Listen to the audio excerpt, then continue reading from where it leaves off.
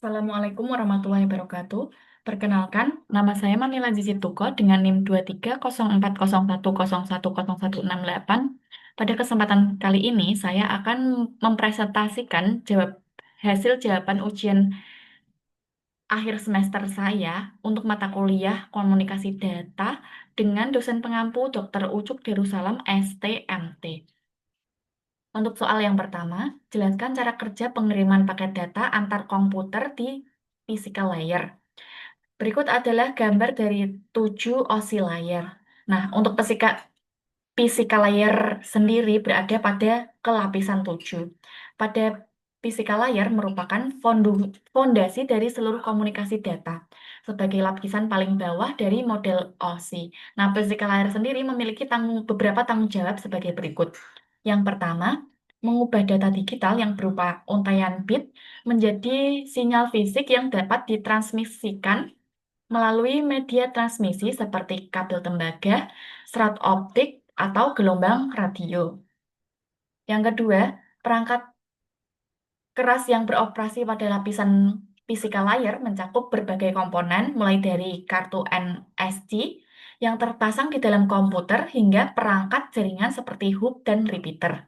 Nah, N- NIC sendiri berfungsi sebagai jembatan antar perangkat komputer dengan media transmisi. Sedangkan hub dan repeater digunakan untuk memperkuat sinyal dan mendistribusikannya ke berbagai perangkat dalam jaringan.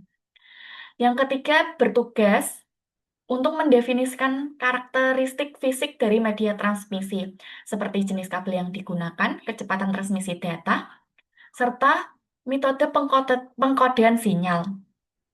Dengan kata lain, pada physical layer ini merupakan lapisan yang secara langsung berinteraksi dengan dunia fisik dan menyediakan dasar bagi lapisan-lapisan di atasnya untuk melakukan komunikasi data.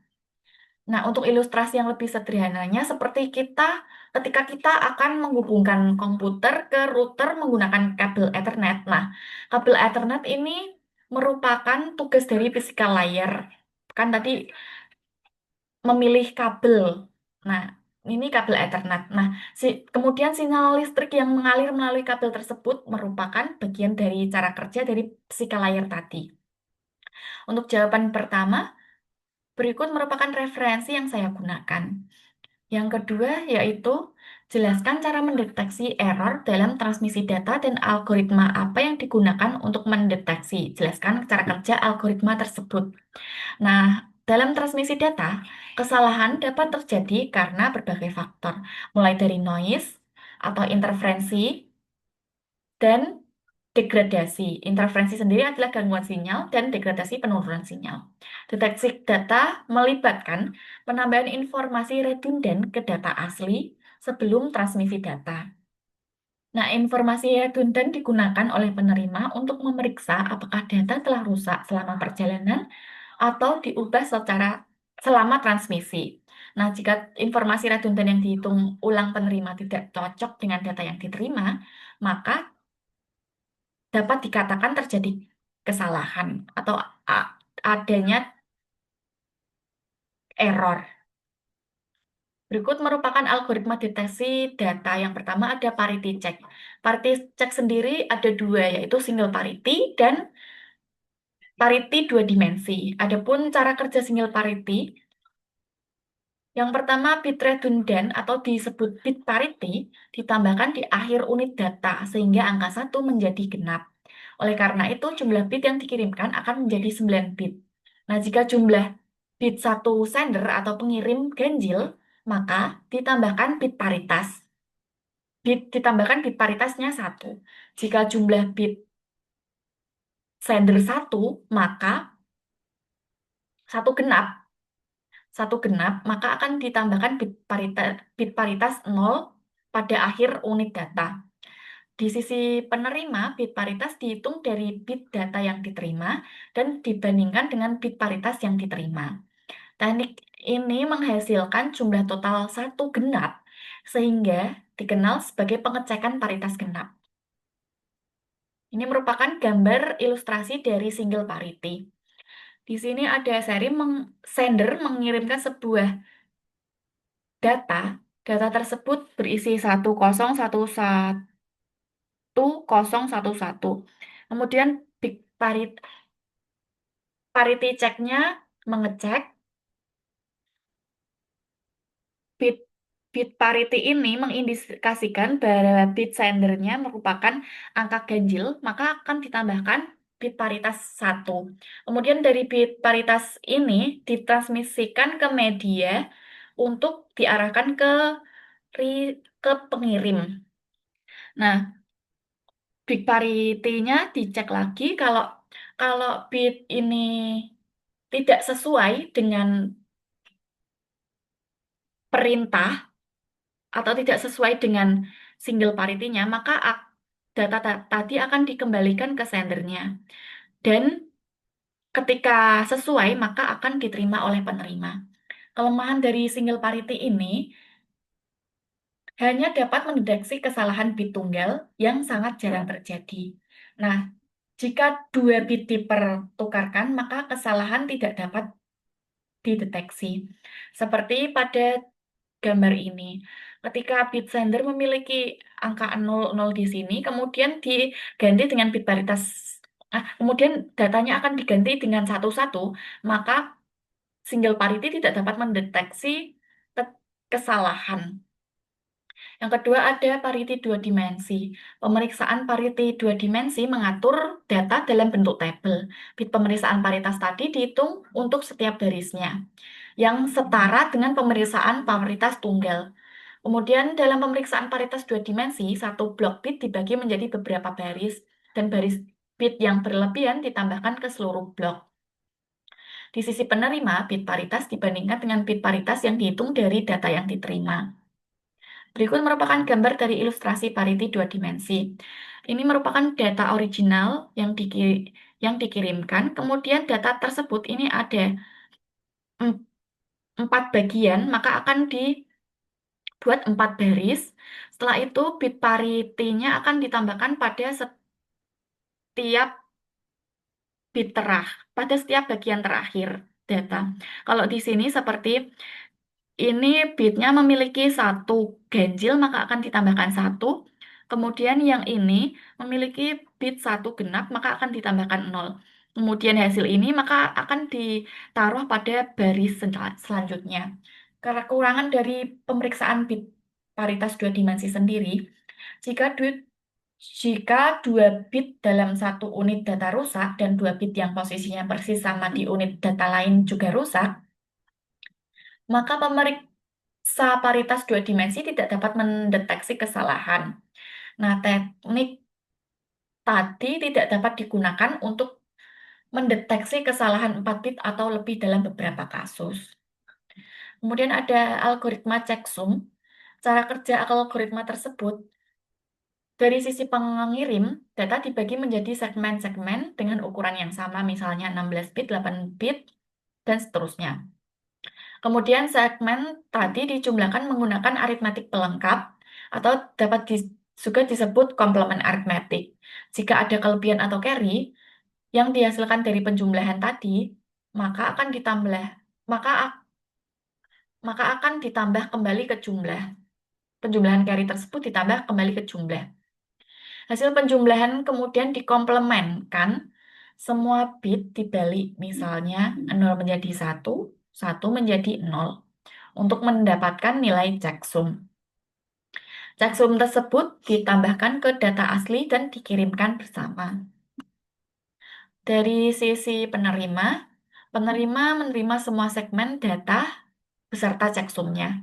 Kemudian penerima menjumlahkan semua segmen data yang diterima, termasuk checksum menggunakan aritmetik pelengkap satu. Nah, hasil penjumlahan kemudian dikomplementkan. Jika hasil akhirnya 0, maka data dianggap bebas dari kesalahan. Nah, jika data tidak memiliki hasil 0, maka terjadi adanya kesalahan dan data dapat ditolak. Keunggulan dari checksum adalah dapat mendeteksi sebagian besar kesalahan bit ganjil dan banyak kesalahan bit genap. Yang ketiga ada algoritma CRC atau Cyclic Redundancy Check. Berikut adalah langkah-langkah CRC untuk mendeteksi kesalahan. Dalam teknik CRC, string N0S ditambahkan ke unit data, dan N angka lebih kecil dari jumlah bit dalam angka yang telah ditentukan, yang dikenal sebagai pembagian, yaitu N plus 1 bit. Kedua, data yang baru diperluas dibagi menjadi pembagi menggunakan proses yang disebut pembagian biner. Sisa yang dihasilkan dari pembagian tersebut dinamakan sisa CRC. Ketiga, sisa CRC menggantikan angka 0 yang ditambahkan di akhir data asli. Unit yang baru dihasilkan ini dikirim ke penerimanya. Penerima menerima data diikuti dengan sisa CRC tadi. Penerima akan melakukan seluruh satuan sebagai satu kesatuan dan dibagi menjadi pembagi yang sama digunakan untuk mencari sisa CRC. Nah, jika result pembagian tadi memiliki hasil 0, berarti tidak ada kesalahan dan data dapat diterima. Jika pembagian tadi bernilai tidak 0, berarti data mengandung kesalahan dan data akan dibuang. Ilustrasi sederhana dari CRC atau inti dari CRC adalah menambahkan sebuah kode verifikasi atau kode rahasia yang kode tersebut dihitung berdasarkan isi data atau aturan rahasia tadi. Jika datanya berubah, maka kode verifikasi di sisi penerima tidak akan cocok lagi dan penerima tahu bahwa adanya kesalahan pada data tersebut. Untuk referensi penjawaban soal nomor 2, ini adalah referensinya. Untuk soal yang ketiga, jelaskan fungsi paket switching dalam jaringan komputer dan berikan salah satu contoh hardware yang berperan pada fungsi tersebut. Nah, paket switching sendiri merupakan metode transmisi data di mana pesan dipecah menjadi unit-unit kecil yang disebut paket. Nah, setiap paket tadi membawa sebagian dari data pengguna ditambah header yang mencakup informasi kontrol seperti alamat tujuan dan nomor unit. Paket-paket tadi dikirim secara independen melalui jaringan. Fungsi utama dari paket switching, yang pertama ada efisiensi penggunaan saluran. Nah, saluran transmisi digunakan bersama oleh banyak pengguna karena paket-paket dari berbagai sumber dapat disisipkan secara interleaf pada tautan yang sama. Kemudian, adaptasi rute dinamis. Paket-paket dapat diambil Paket-paket dapat mengambil rute yang berbeda untuk mencapai tujuan, yang memungkinkan jaringan untuk beradaptasi dengan kondisi beban lalu lintas dan kegagalan komponen. Kemudian fungsi lainnya ada prioritas lalu lintas. Mekanisme prioritas dapat diterapkan pada paket-paket yang memungkinkan layanan yang berbeda untuk diberikan berdasarkan jenis lalu lintasnya. Kemudian ada fungsi utama paket switching, yaitu penanganan kongesten. Kontrol kongesti lebih mudah diterapkan dalam jaringan paket switching. Berikut merupakan gambar dari paket switching. Untuk contoh hardware yang digunakan oleh paket switching ada router. Router di sini. Router sendiri mengimplementasikan protokol routing untuk meneruskan paket dari satu node ke node berikutnya di seluruh jaringan hingga mencapai tujuan akhir. Berikut referensi yang saya gunakan untuk pengisian soal nomor 3. Soal yang keempat, jelaskan proses dari routing dalam jaringan komputer dan berikan contoh metode routing. Routing bekerja dengan cara meneruskan paket data dari satu perangkat ke perangkat lainnya melalui jaringan. Nah, berikut merupakan ilustrasi gambaran dari routing. Yang pertama, di sini ada perangkat pengirim mengirimkan data atau yang disebut paket. Kemudian router, di sini ada router, membaca alamat IP atau tujuan dari paket data tersebut. Setelah itu, router akan memilih jalur terbaik, mana yang jalur terbaik berdasarkan tabel routing. Kalau di sini, ini adalah jalur terbaik karena tercepat.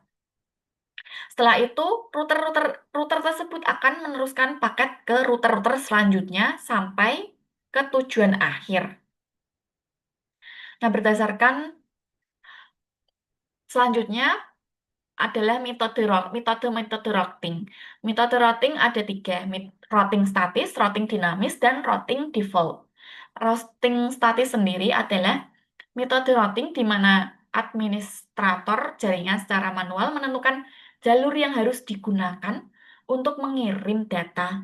Nah, kelebihan dari routing statis ini memiliki kontrol penuh atas jalur jaringan, kemudian lebih aman karena tidak berubah tanpa intervensi administrator.